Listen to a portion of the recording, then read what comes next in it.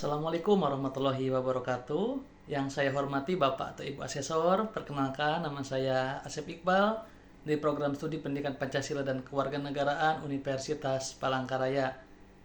Dalam pembelajaran ini, saya mengajar mata kuliah Sistem Politik Indonesia, yaitu materi tentang suprastruktur dan infrastruktur politik.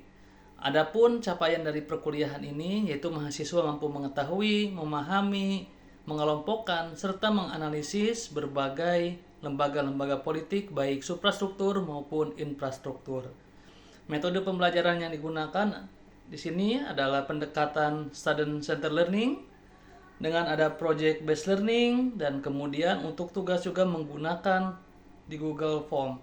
Jadi nilainya langsung keluar di akhir dan diakhiri dengan kesimpulan, termasuk berdoa di awal dan di akhir kegiatan. Demikian dari saya, selamat menyaksikan video ini. Bismillahirrahmanirrahim. Assalamualaikum warahmatullahi wabarakatuh. Selamat pagi kita semua. Gimana kabar semuanya pagi ini? Kalau ditanya apa kabar, jawabnya luar biasa, gitu ya. Apa kabar teman-teman hari ini? Luar biasa. Oke teman-teman sekalian ya, di pagi yang cerah ini ya dan hangat kalau di Palangkaraya. Gimana kabar semuanya, sehat ya? Sehat. Oke teman-teman. Sebelum memulai, coba kita cek konsentrasinya dulu ya. Sudah siap atau belum untuk pembelajaran kita hari ini ya? Kalau saya bilang selamat pagi, teman-teman tepuk satu kali. Kalau selamat siang, tepuk dua kali. Kalau selamat sore, tiga kali. Kalau selamat malam, jangan ada yang tepuk tangan. Oke, kalau selamat malam jangan ada yang tepuk tangan. Selamat pagi, selamat siang, selamat sore, selamat malam. Oke, selamat pagi, selamat sore, selamat malam. Oke, baik, tepuk tangan dulu untuk kita semua. Baik, kita sudah siap, silakan dipersiapkan alat tulisnya, bukunya, gitu ya, untuk kita belajar. Dan sebelum memulai, alangkah baiknya kita berdoa ya supaya diberikan kelancaran dan keberkahan untuk kuliah kita hari ini. Siapa silakan yang akan memimpin doa? Silakan. Sebelum mulai perkuliahan hari ini, alangkah baiknya kita berdoa terlebih dahulu menurut agama dan kepercayaan masing-masing. Berdoa dimulai.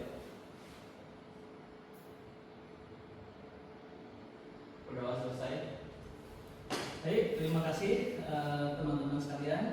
Nah, kita bertemu lagi dan kita akan lanjutkan perkuliahan kita, di mana pada pertemuan sekarang kita akan mendalami mengenai suprastruktur dan infrastruktur politik. Namun kita akan lebih banyak bicara mengenai infrastruktur politik ya teman-teman. Nah, ini tujuan untuk pembelajaran kita, di mana teman-teman nanti diharapkan dapat mengenali apa itu infrastruktur dan infrastruktur politik, kemudian apa itu kelompok kepentingan dan kelompok penekan, gitu ya. Serta capaian pembelajarannya pun teman-teman dapat membedakan dan aktif dalam diskusi ya, baik secara daring maupun luring. Oke teman-teman sekalian, sebelum memulai, coba saya panggil dulu ya presensinya. Semuanya berapa orang nih yang hadir? 15 orang. Oke, berarti semuanya hadir ya teman-teman ya. 15 orang, jumlah mahasiswa juga semuanya 15 orang. Oke, ya, dan saya kenal teman-teman semuanya. Oke teman-teman, siapa yang akhir-akhir ini tadi pagi ada yang suka nonton berita nggak? Mahasiswa zaman sekarang ini? Masih. Kalau nonton berita suka di mana? TV, di YouTube, atau media cetak? Di Instagram. Oke. Yuwana, apa berita yang terakhir tadi tonton? Izin menjawab Pak, berita terakhir yang saya tonton itu mengenai itu Pak, tentang perubahan RUU TNI Pak. Oke. RUU TNI ya. Nah, TNI itu apa? Tentara Nasional Indonesia. Ramai. Kenapa ramai? Karena izin Pak, masyarakat takut jika misalnya RUU TNI itu diubah nanti bakal kembali atau muncul kembali di fungsi ABRI Pak di dalam masyarakat. Nanti muncul lagi dui fungsi ABRI, dui fungsi TNI teman-teman. TNI itu kan non sipil, nanti jabatan-jabatan sipil dikuasai juga oleh TNI gitu ya. Akhirnya nanti negara dikuasai oleh tentara, dan itulah yang kemudian disebut dengan negara fasis. Nah, yang terjadi dulu di Jerman, misalnya ketika Jerman dikuasai ketika Italia dikuasai oleh pasukan Mussolini dan rakyat kita gak mau begitu ya, tidak mau dikuasai oleh tentara. Itu yang disebut dengan supremasi sipil. Oke, dan itu ada hubungannya dengan materi kita sekarang. Kita bicara suprastruktur dan infrastruktur politik, ya. Di mana tentara ini jadi salah satu kekuatan politik. Ya teman-teman, coba ya. Menurut teman-teman, sebenarnya siapa yang punya kekuatan politik di Indonesia? Apakah hanya Pak Prabowo? Tidak. Apakah hanya Bu Mega? Tidak. Apakah hanya politisi? Tidak. Mahasiswa punya kekuatan nggak? Punya. Soekarno lengser karena mahasiswa. Tahun 1966 ada aksi mahasiswa tergabung dalam aliansi namanya KAMI, Kesatuan Aksi Mahasiswa Indonesia. Selain ada peristiwa-peristiwa lain, akhirnya Bung Karno mundur. Pak Harto 21 Mei 1998 dilengsarkan oleh siapa? Mahasiswa. Demo besar-besaran terus sampai akhirnya pemerintah tidak tahan. Pengusaha punya kekuatan politik kan? Punya. Pernah dengar teman-teman bahwa pengusaha itu bisa mempengaruhi kebijakan yang diambil oleh pemerintah? Bisa. Jadi kekuatan politik itu bukan hanya bicara presiden, bukan hanya bicara menteri, tapi banyak sekali. Bahkan kalau yang suka kita ngopi sampai subuh ya, sampai elit global ya. Elit global itu punya kekuatan politik juga. Oke, ini apa ini pengertian? Suprastruktur politik. Oke, coba deh dibaca apa pengertian suprastruktur politik. Itu dibaca ya? Kelihatan? Ya? Oke, silakan deh. Suprastruktur politik yang mana sering disebut sebagai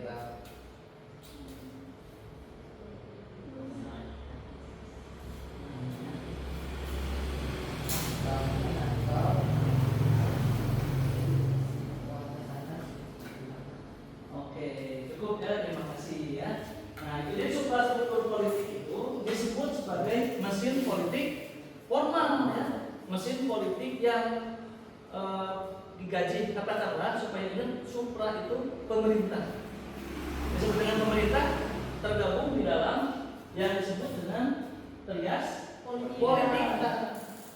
Ini teori yang dipopulerkan oleh Montesquieu, gitu ya. Montesquieu orang mana kira-kira? Siapa yang bukan? Bukan. Orang kuno bukan ya. Kira-kira orang mana Montesquieu? Orang Prancis ya. Kalau orang Sunda Prancis namanya Asep Montesquieu gitu ya. Kalau ini Montesquieu aja, orang Prancis. Jadi dari dulu teorinya itu pertama keluar itu trias politika itu teorinya John Locke sebetulnya. John Locke itu bikin teori trias politika, tapi dia eksekutif, legislatif, dan federatif. Nah, tapi tidak bisa diterapkan di semua negara. Hanya misalnya di negara bagian seperti Amerika ada pemerintahan federal. Untuk melengkapi teori John Locke, akhirnya Montesquieu merumuskanlah trias politika ke dalam eksekutif, legislatif, dan yudikatif. Dan ini yang diterapkan di Indonesia. Ini yang disebut dengan suprastruktur. Eksekutifnya ada apa aja? Presiden, ya, terus ya menteri, gitu ya. Kalau di provinsi namanya gubernur, wakil gubernur, gitu ya, kepala dinas. Di kabupaten namanya bupati, wakil bupati, kepala dinas. Bupati ya, walaupun laki-laki namanya tetap bupati, bukan papati ya, gitu ya, tetap bupati gitu. Oke, kalau legislatif dan DPRD atau biasa dikenal dengan MD3, MPR, DPR, DPD, dan DPRD. Kalau yudikatif MA, MK, dan KY. Mahkamah Agung, Mahkamah Konstitusi, Komisi Yudisial. Mahkamah Agung untuk menegakkan keadilan. Pernah dengar pengadilannya? Pernah. Kalau orang penjahat ditangkap oleh polisi kemudian nanti diadili di pengadilan. Dan pengadilan untuk mengadili tindakan itu berada di bawah Mahkamah Agung. Namanya pengadilan umum. Ada 4 pengadilan di bawah Mahkamah Agung. Pengadilan umum, pengadilan militer, peradilan agama, dan peradilan tata usaha Negara. negara. Nah, itu ya. Terus Mahkamah Konstitusi untuk mengawal undang-undang dasar, termasuk membubarkan partai politik. Dan terakhir ada KY, Komisi Yudisial, itu untuk mengurus hakim ya, mengangkat jabatan hakim, memutasi, gitu. Bukan memutilasi ya, mutasi ya, mutasi hakim. Oke, nah selanjutnya kita masuk ke infrastruktur politik. Boleh dibaca deh, silakan Pak Idris. Infrastruktur politik lembaga politik atau mesin politik non-formal yang berperan dalam pengambilan kebijakan politik yang diambil oleh infrastruktur politik guna sebagai penyalur atau penyampai aspirasi dari berbagai kelompok pada suatu negara dalam lapisan yang ada. Oke, jadi infrastruktur politik ini mesin politik non formal, tapi punya fungsi yang besar. Dia bukan pemerintah, dia tidak digaji oleh negara, tapi dia bisa mempengaruhi pengambilan kebijakan atau keputusan pemerintah. Nah, ini contohnya. Ini disebut dengan kelompok Infrastruktur politik. ya, itu dari infrastruktur politik. Ada apa aja yang pertama? Partai Politik. Nah, coba partai politik apa saja? Itu menganut sistem namanya dui party. Hanya ada 2 partai di Amerika. Ada yang tahu partai apa aja? Partai Demokrat dan Republik. Nah, jadi setiap pemilu itu cuma 2 partai itu pesertanya di Amerika. Karena hanya ada 2 partai, dui party sistemnya. Oke, yang kedua apa? Kelompok kepentingan. Kelompok kepentingan. Nanti kita apa partai politik? Partai politik di Indonesia. Menurut Widiagio, partai politik adalah sekelompok orang yang terorganisir yang anggota-anggotanya mempunyai orientasi, nilai-nilai, dan cita-cita yang sama. Tujuan kelompok ini ialah untuk memperoleh kekuasaan politik dan merebut kedudukan politik atau biasanya dengan cara konstitusional untuk melaksanakan programnya. Oke, jadi partai politik itu terbentuk ke atas kumpulan orang yang memiliki tujuan yang sama, kemudian mengumpulkan, nah ini fungsi-fungsinya, fungsi artikulasi kepentingan, fungsi apa lagi yang namanya? Ya, agregasi kepentingan. Ya, partai politik itu mengumpulkan kepentingan rakyat itu apa, dibaca sama dia, dikumpulkan, asosiasi, sampai akhirnya itu dijadikan sebagai tujuan partai, dijadikan sebagai program partai dengan cara mendapatkan kekuasaan lewat apa? Lewat pemilu. Begitu. Dan secara legal, jadi partai politik itu tidak bisa misalnya dengan kudeta atau apa gitu ya. Dia ikut secara kompetisi di dalam pemilu. Makanya ada peserta partai politik peserta pemilu. Gitu ya. Jadi fungsi-fungsi dari partai politik mencalonkan, kan presiden dicalonkan oleh partai politik atau gabungan partai politik. Anggota DPR, DPRD berasal dari partai politik. Gitu ya. Artinya partai politik punya kekuatan. Mungkin pernah dengar dulu kan, ada seorang partai politik yang begitu powerful, gitu ya. Ketika kadernya menjadi pemimpin, maka si ketua parpol ini bisa seakan-akan bisa mengendalikan kadernya yang jadi pemimpin itu, entah itu kepala daerah atau apa, gitu ya. Oke, itu partai politik punya kekuatan. Yang kedua apa ini? Kelompok kepentingan atau interest group. Oke, siapa yang mau baca? Kelihatan? Boleh silakan contohnya. Kelompok kepentingan yaitu kelompok masyarakat yang bergabung untuk kepentingan dan keuntungan warganya. Kelompok ini tempatnya menampung saran, kritik, dan tuntutan kepentingan bagi anggota masyarakat serta menyampaikan kepada sistem politik yang ada. Oke, terus apa itu fungsinya? Oh, contohnya ya, ada kelompok asosiasi ya, asosiasional dan seterusnya. Jadi kelompok kepentingan ini juga sama, dia menggalang, membaca kepentingan dari masyarakat. Karena masyarakat itu kan banyak teman-teman yang memang punya kepentingan dan harus diakomodir dan tidak bisa di partai politik. Jadi ada partai politik. Ya, misalnya di sana ada kerumunan, BBM tiba-tiba naik malam jam 12 malam, BBM tiba-tiba naik 100%. Terus paginya masyarakat ribut dan masyarakat berkumpul secara otomatis di depan kantor DPRD Provinsi Kalimantan Timur. Maka masyarakat yang berkumpul tersebut disebut sebagai kelompok anonim. Kelompok yang tidak punya organisasi, tapi mereka berkumpul, gitu ya. Mereka berkumpul di situ untuk memperjuangkan kepentingan mereka. Itu disebut dengan kelompok anonim. Itu contohnya. Ada juga kelompok yang tidak berasosiasi, ada yang berasosiasi seperti misalnya kelompok kepentingan itu dokter, IDI. Kalau guru apa? PGRI. Itu kelompok kepentingan semua. Dan mereka membawa kepentingan itu melalui organisasi untuk disampaikan kepada pemerintah. Nah, selanjutnya ini kelompok penekan, pressure group, wah gitu ya. Kelompok penekan atau pressure group. Coba, ini kelihatan kalau dibaca di sini, boleh silakan. Kelompok penekanan yaitu sekelompok manusia yang membentuk lembaga pemasyarakatan para aktivitas atau kegiatannya memberikan tekanan kepada pihak penguasa agar keinginannya dapat diakomodasi oleh pemegang kekuasaan. Oke, agar keinginannya bisa diakomodir gitu ya, diperhatikan. Nah, contohnya apa aja kelompok penekan? Yang pertama, lembaga swadaya masyarakat. Yang kedua, organisasi sosial keagamaan. Yang ketiga, organisasi kepemudaan. Yang keempat, organisasi lingkungan hidup. Yang kelima, organisasi pembela hukum dan HAM. Yang keenam, yayasan atau badan hukum lainnya. Oke, nah itu beberapa kelompok penekan. Lembaga swadaya masyarakat, LSM, ormas gitu ya. Menekan itu singkatan dari internet citizen. Internet citizen atau warga negara internet. Nah, itu ya namanya. Netizen hebat kan? Hebat. Dulu di Lampung itu jalan hancur. Lampung itu jalannya hancur. Sampai ada seorang pemuda yang namanya siapa? Bimo ini mahasiswa asal Lampung yang sedang berkuliah di Australia. Kemudian dia punya dokumentasi, dia viralkan kondisi jalan di Lampung melalui media sosial.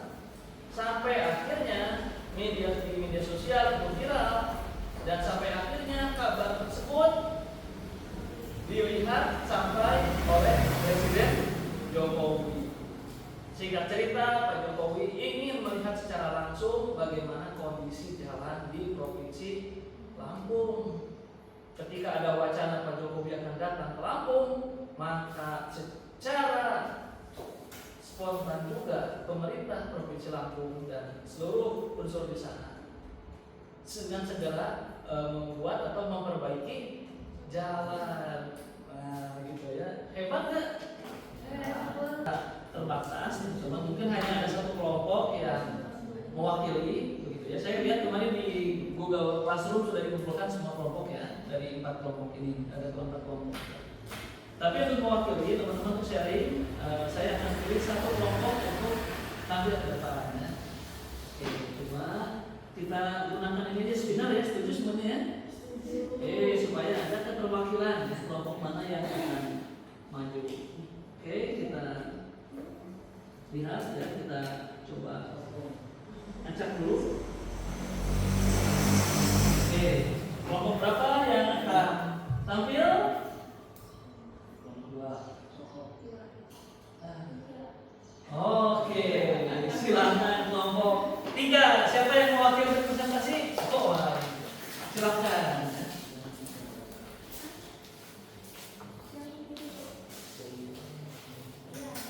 Baik, terima kasih atas kesempatannya. Di sini kami dari kelompok 3 akan mempresentasikan hasil dari kerja kami. Nah, yaitu mengenai bentuk infrastruktur politik di Indonesia, yaitu meliputi partai politik. Yang kedua itu adalah kelompok kepentingan. Yang ketiga adalah kelompok penekan. Yang selanjutnya itu adalah tokoh politik. Yang selanjutnya adalah media massa.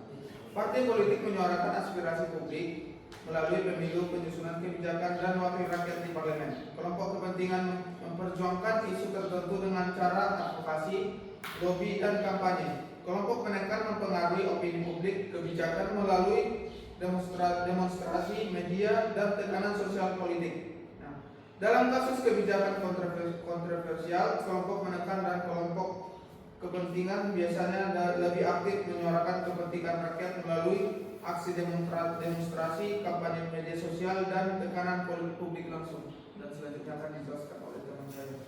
Baik, terima kasih untuk kesempatannya. Izin melanjutkan apa yang dimaksud dengan budaya politik yang partisipan.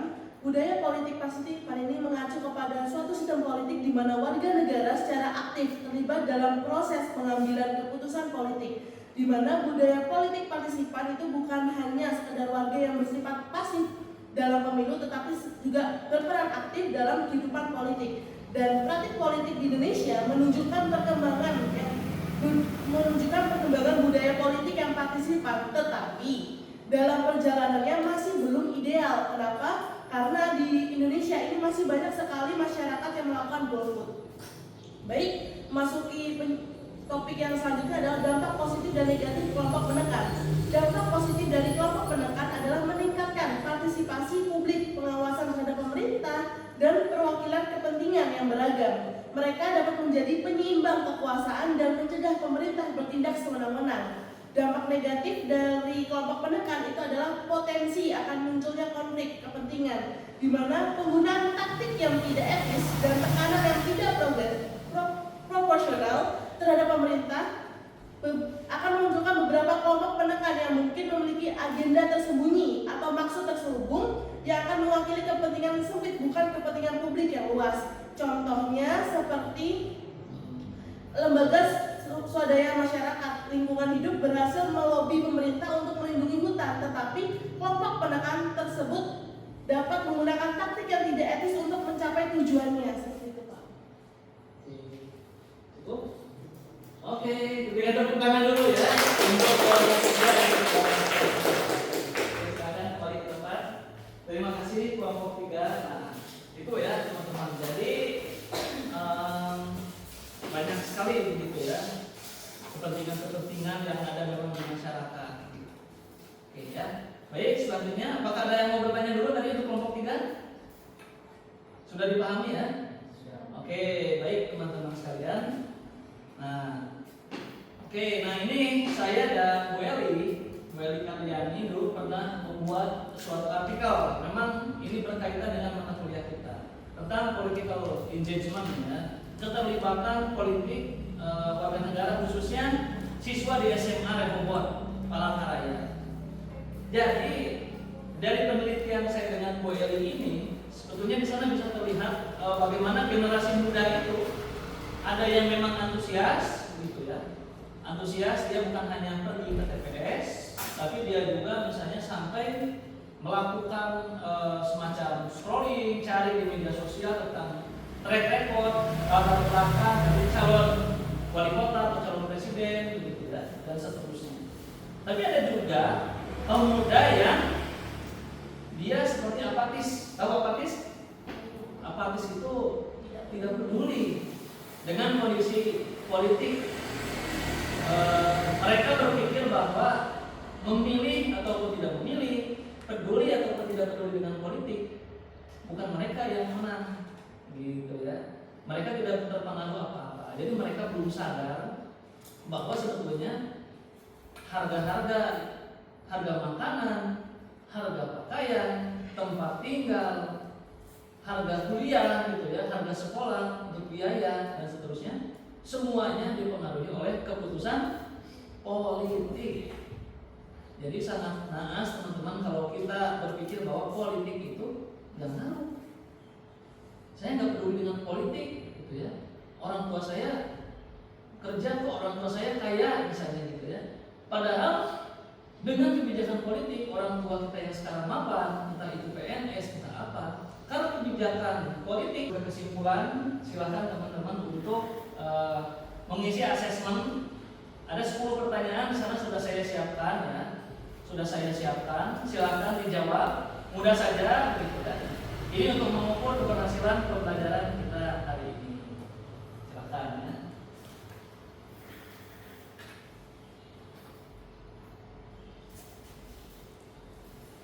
Boleh dijawab. Ini selesai aja ya. 3 menit, 4 menit.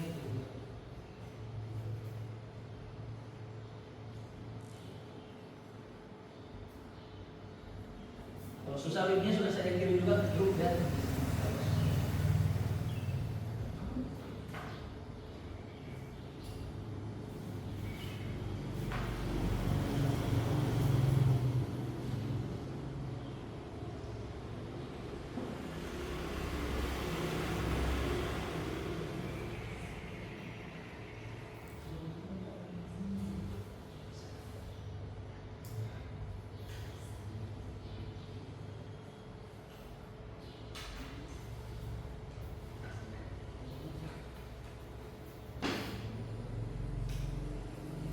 Oke ya, sudah mulai ada yang mengisi nih ya, sudah mulai selesai.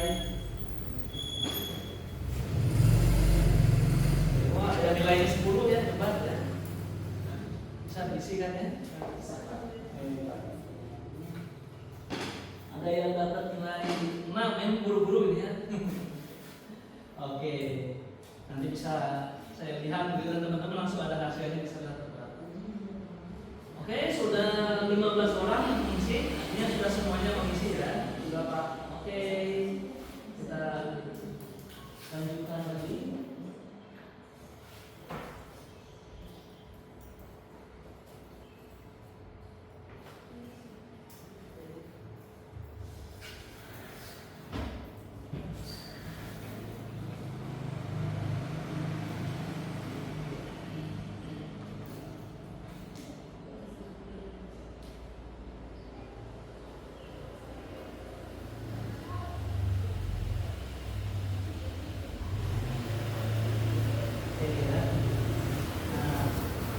Ini karakter bangsa teman-teman.